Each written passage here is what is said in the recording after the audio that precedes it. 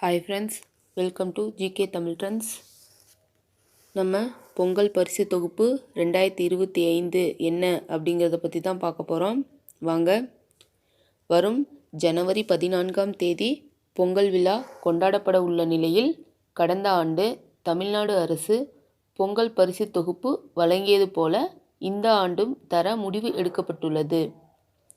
Ration அட்டைதாரர்களுக்கு 1 kilo பச்சரிசி, சர்க்கரை, ஒரு முழு கரும்போடு 1000 ரூபாய் ரொக்கத்தையும் பொதுமக்களுக்கு அளிக்க தமிழ்நாடு அரசு திட்டமிட்டு வருகிறது.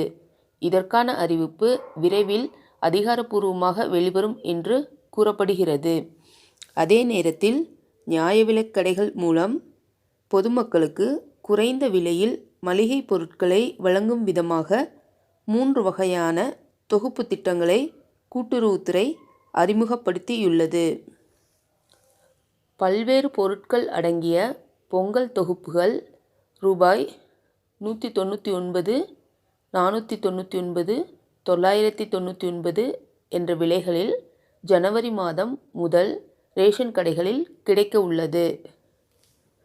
அதன்படி இனிப்பு பொங்கல் தொகுப்பு 199 ரூபாய்க்கு கிடைக்கும்.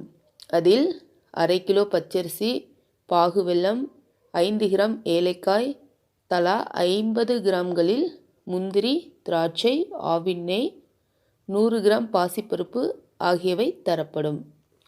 சிறப்பு பொங்கல் தொகுப்பு 499 ரூபாய்க்கு வழங்கப்படுகிறது.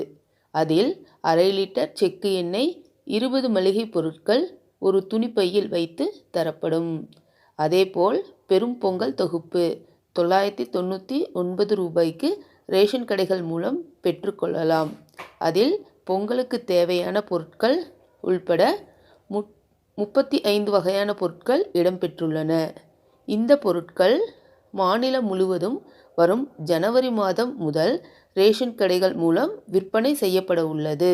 மேலும் பொங்கல் திருநாளை முன்னிட்டு ஒவ்வொரு மாதமும் 15ஆம் தேதி வழங்கப்பட்டு வரும் கலைஞர் மகளிர் உரிமை தொகையினை இந்த மாதம் பொங்கல் திருநாளுக்கு முன்னதாகவே வரவு வைக்கப்படும் அல்லது 10ஆம் தேதிக்கு முன்னதாகவே வரவு வைக்கப்படும் என்று தகவல் வெளியாகி உள்ளது. இதன்படி ஒவ்வொரு ரேஷன் அட்டைதாரர்களுக்கும் ரூபாய் 1000 பொங்கல் பரிசாகவும், கூடுதலாக கலைஞர் உரிமை தொகையினை பெறும் மகளிருக்கு 1000 ரூபாய் சேர்த்து மொத்தமாக 2000 ரூபாய் பொங்கல் பரிசு தொகையாக இந்த மாதம் வழங்கப்பட உள்ளதாக தகவல் வெளியாகி உள்ளது.